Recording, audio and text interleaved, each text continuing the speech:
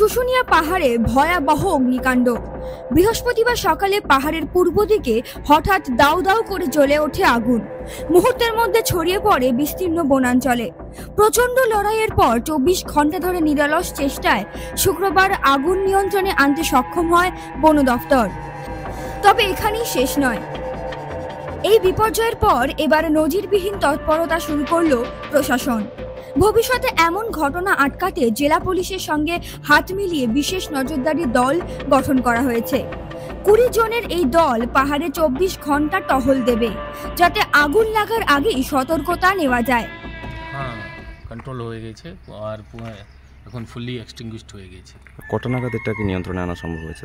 এই মোটামুটি সকাল 7টার মধ্যে আমরা এটা সাকসেসফুল হয়েছি। কোনো ক্ষয়ক্ষতি বন্যপ্রাণী যেসব রয়েছে? না, বন্যপ্রাণীর সেরকম যে আছে সে কোনো ক্ষয়ক্ষতি রিপোর্টও নেই, আর মানে হওয়ার সম্ভাবনাও নয়। কেন কি ব্যবস্থা নেওয়া হচ্ছে? ব্যবস্থা তো আছে, যেমন আমাদের এখন 24x7 যে আছে সে আমার পুরো দিন আর রাতের ব্যবস্থা আছে, ক্যাম্প আছে, আর যতগুলো যে লোক আছেন এখানে যে সঙ্গে যুক্ত হয়ে, প্লাস পুলিশ প্রশাসন আর সিভিল অ্যাডমিনিস্ট্রেশন সঙ্গে যুক্ত হয়ে, যাতে কি আমাদের এটা প্রোটেকশন আমরা ফুলি করতে পারি। আর বিশেষ কোনো টিম তৈরি করা হয়েছে?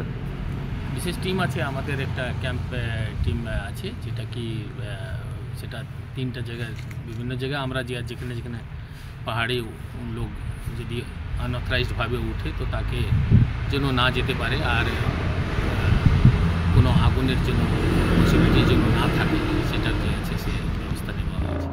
তবে শুধু নজরদারি নয়, তৈরি করা হয়েছে বিশেষ প্রশিক্ষিত 100 জন বনকর্মীর একটি দল, যারা যে কোনো আপৎকালীন পরিস্থিতিতে দ্রুত আগুন নিয়ন্ত্রণে নামবে। 2 বছর পর ফের শুশুনিয়া অগ্নিকাণ্ড আতঙ্ক ছড়িয়েছে। তবে এবার আগেভাগেই প্রতিরোধের পরিকল্পনা প্রস্তুত। বন দফতর ও প্রশাসনের কড়া নজরে থাকছে পাহাড়ের প্রতিটি কোণা। আগামী দিনে এই পদক্ষেপে কি রুখতে পারবে পরবর্তী বিপর্যয়? টাইমস নাও খবর।